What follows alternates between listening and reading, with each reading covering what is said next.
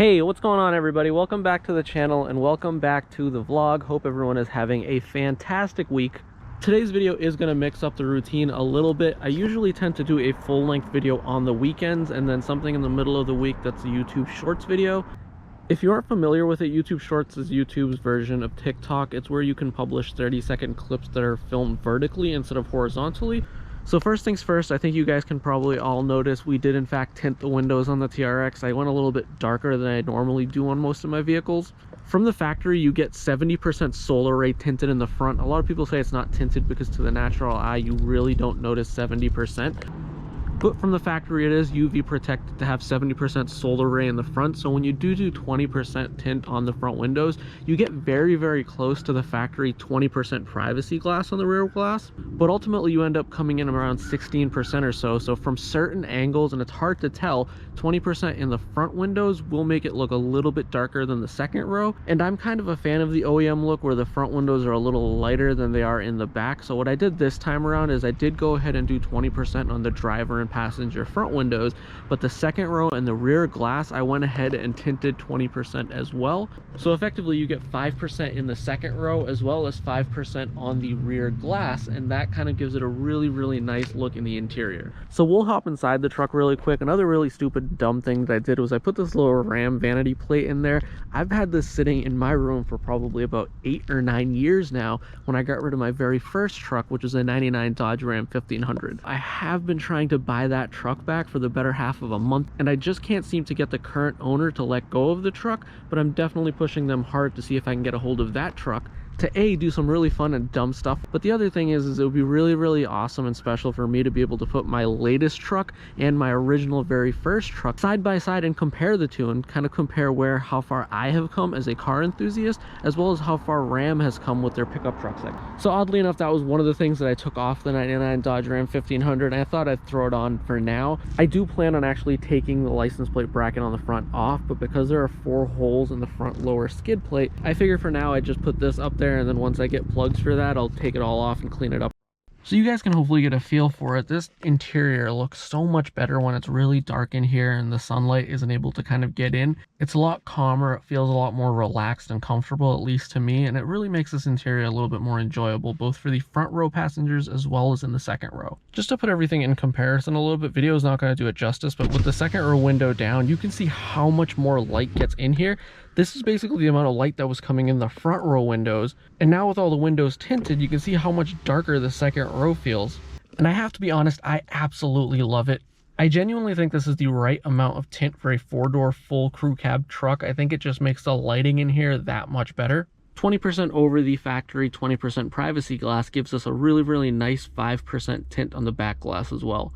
And while the other windows were getting tinted, I did also go ahead and have them do the brow on the front windshield. This will hopefully give everyone a good POV angle. This is right at my eye level, and I went ahead and had them do the top 6 inches. All the tint was machine cut, and so what that means is there's no jagged edges, there's no awkward cuts.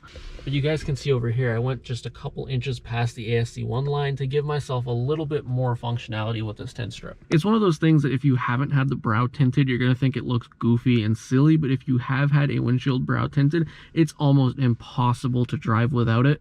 It doesn't really require the visor as much, and I hate using these because they take so much of the visibility out given how high I like to sit in the truck. And my eyes are really sensitive to sunlight. Unfortunately, it's just something that I've grown up with. I am colorblind, and people that are colorblind tend to have a little bit more sensitivity to light as well. Their cornea just naturally reflects light a little bit differently. So the window tint is a great way to help me be more comfortable when I drive. But enough of the window tint. The next modification that we are going to be doing to the Ram TRX is we are going to be putting in Weathertech in-channel wind deflectors. Alrighty, so now with the box completely ripped apart, it was a pain to get this open without a box cutter. We went ahead and ordered the set for the front and the rear. It's $100, I believe, from Weathertech's website. Hands down one of the best deflector companies I've ever used. It comes with a lifetime warranty. The product is extremely high quality. If I've ever had any issues with it, they have immediately jumped on it and sent me a replacement. And I'm not associated with Weathertech in any way. I'm just sharing my general impressions. I do genuinely love using their products for all the vehicles that I have had over the years. And so this deflector is the tinted one. I think you can get like a clearer version and then a dark smoked version. And the dark smoked, I think, just looks really good against the tinted windows.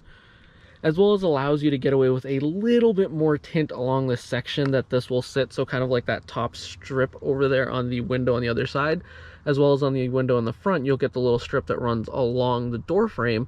It just gives you a little bit more tint along those areas. They're constantly always improving their engineering and design, so from the last time that I bought Weathertech deflectors, they now give you this tool. This is useful to help set the deflector in place in the channel. That way you don't have any issues going forward once it's installed. We're going to go ahead and do the driver front as well as the driver side rear, and then I'll just do those off camera and give you guys the final results. With the window down, ooh, look, Barracuda.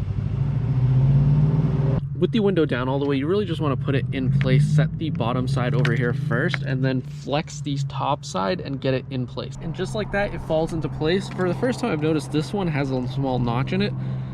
None of the Ford variants for the WeatherTechs have this. I'm not really sure what the purpose for it is. I'm guessing it's probably to help water run off and out. But regardless, it's a tight fit, but it does fit in there, and just like that, they are installed. The instructions do say that you want to raise the window up and down 5 times just to make sure that it fits in place properly, and that there are no clearance issues. One of the crazy things that I had issues with on the Raptor was that the windows were so sensitive, and this is very common on the Ford F-150s in general, and the Super Duties, the 2017 and up versions with the WeatherCheck or any in-channel deflectors. The glass would slide up all the way and just touch the WeatherCheck deflectors and think that maybe someone's fingers in there and would automatically roll down. From everything that I've read, that is not a issue on the Ram truck, so I hopefully don't have that issue going forward with this truck. You just want to take the tool afterwards in the various areas. There's no tight spots. Specifically, you want to check the corners to make sure that there's enough clearance for the window to close. You can use your hands to guide it up if in case you have any clearance issues, but you want to leave it like this for a couple of hours just to let the deflector and the window molding kind of get itself into place and acclimated with one another. It's a little bit harder to show with one hand, but what you want to do is use the tool for the rear windows and pull this plastic down.